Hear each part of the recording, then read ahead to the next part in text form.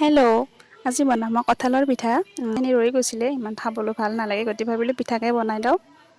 কঁঠালখিনি মই ধুনীয়াকৈ মিক্সিত মাৰি মিহি কৰি লৈছোঁ আৰু ইয়াৰ লগতে দিছোঁ মই এইখিনি চাউলৰ গুড়ি। এতিয়া এইখিনি মিক্স কৰি ল'ম। ইয়াতে দিছোঁ সোৱাদ অনুসৰি নিমখ আৰু চেনি 4 চামুচ আৰু অকণমান বেকিং পাউদাৰ। এতিয়া মই এইখিনি ধুনীয়াকৈ মিক্স কৰি ল'ম।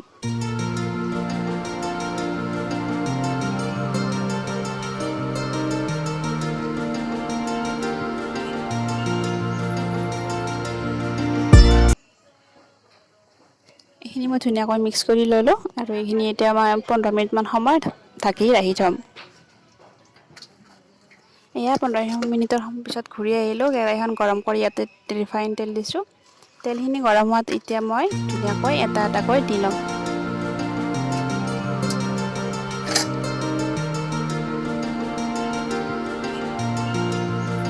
এনেকৈ মই এটা এটাকৈ দি যাম।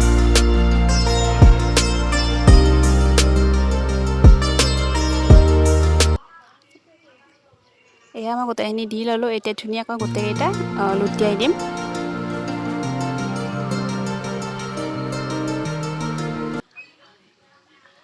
এইখিনি মই ধুনীয়াকৈ লুটিয়াই ল'লোঁ।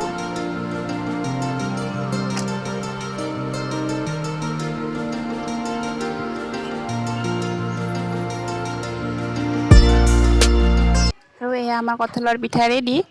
আৰু এতিয়া মই চাহৰ লগত জুতি ল'ম। এয়া পিঠা আৰু চাহ ৰেডি কৰি লৈছোঁ।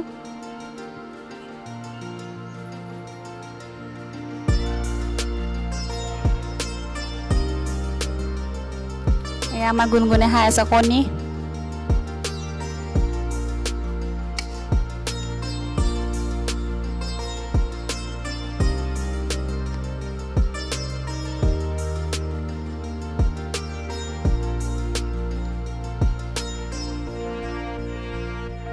এয়া মিষ্টাৰে খাই আছে, মিষ্টাৰে ভাল লাগিছে বুলি কৈছে, বহুত ধুনীয়া হোৱা বুলি কৈছে।